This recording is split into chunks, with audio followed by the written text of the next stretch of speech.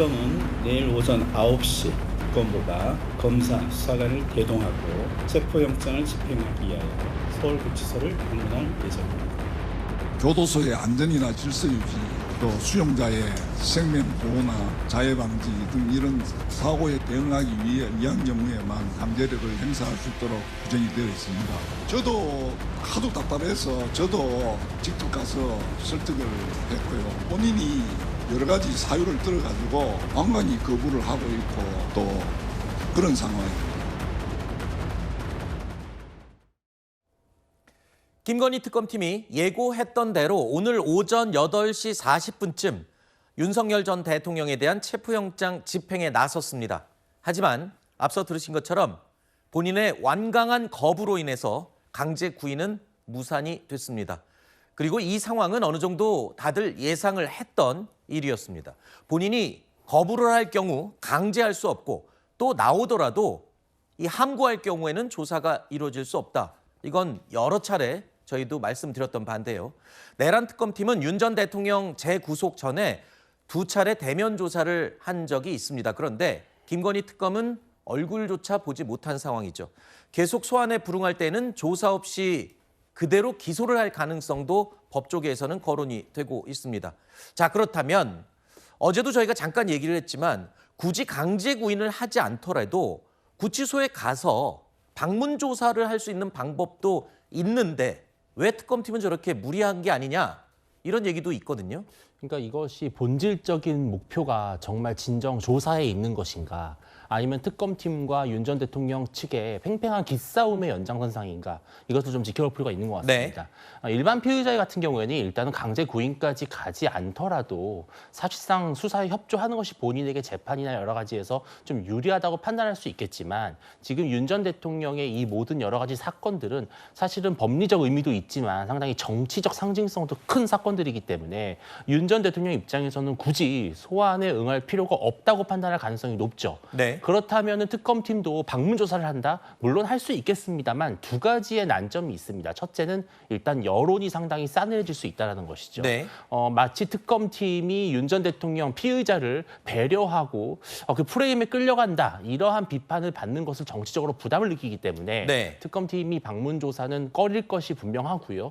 또 방문을 하더라도 아마 윤 전 대통령의 소환에 응하지 않는 것에 미뤄 짐작했을 때는 아마 방문 조사에도 응하지 않을 가능성이 있기 때문에 네. 오히려 특검팀이 자존심만 구기는 네. 그런 상황이 빚어질 수 있습니다. 그래서 특검팀의 구치소 방문 조사는 좀 어려울 것으로 보이고요. 아마 조사 없이 기소되는 수순으로 가지 않을까 예상이 됩니다. 어쨌든 강대강의 입장이 아주 강력하게 맞선 상황인 건 분명한 것 같습니다.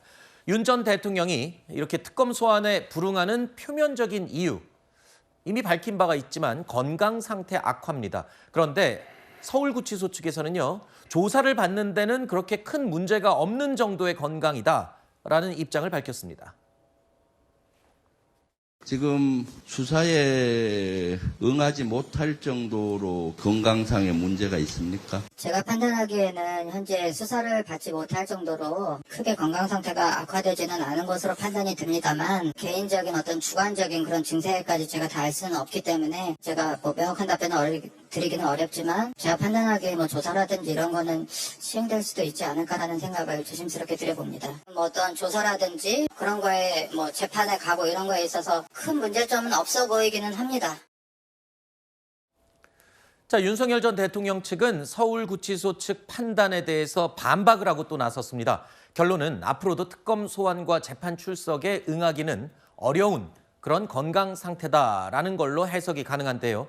건강 문제에 대한 해석의 온도 차이도 어떻게 봐야 할지 굉장히 중요한 포인트가 될 것 같습니다. 윤 전 대통령 측은 앞으로 병 보석을 청구하거나 외부 병원 입원 이런 방법도 강구할 수 있을 거예요. 그렇죠? 그렇습니다. 지금 윤석열 전 대통령 측의 변호인에서 계속해서 기저질환을 얘기하고 있고 또 종합병원에서 가져온 여러 가지 윤석열 전 대통령의 건강과 관련된 그런 내용들을 지금 계속해서 어필을 하고 있습니다.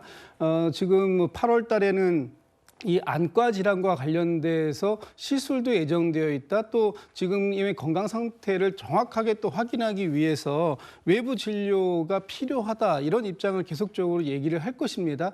그런 것들에 대해서 재판부가 또는 특검이 어떤 방식으로 대응할지에 대해서 좀 지켜볼 필요가 있는데, 지금 윤석열 전 대통령 측의 어떤 방어 전략이라고 하는 것은 결국은 제한된 시간 동안에 특검이 조사를 마무리하고 기소까지 가야 되는 이런 상황들 속에서 오히려 시간은 본인이 가지고 있다. 그래서 지금 이 수사나 재판 뭐 이런 여러 가지 것들에 있어서 지연 전략을 가지고 가려고 하는 것이 아니냐 이렇게 보는데, 지금 특히 김건희 특검 같은 경우에는 김건희 씨에 대한 그 수사가 무려 16가지 혐의를 진행해야 되는 상황이 있습니다. 굉장히 촉박하게 이루어져야 되고 또 많은 부분을 할애해야 되는데, 이 과정 속에서 윤석열 전 대통령이 이렇게 시간을 오랫동안 끌고 이렇게 이런 전략을 가져가게 되면 다음 주에 그 김건희 씨에 대한 소환이 예정되어 있는데,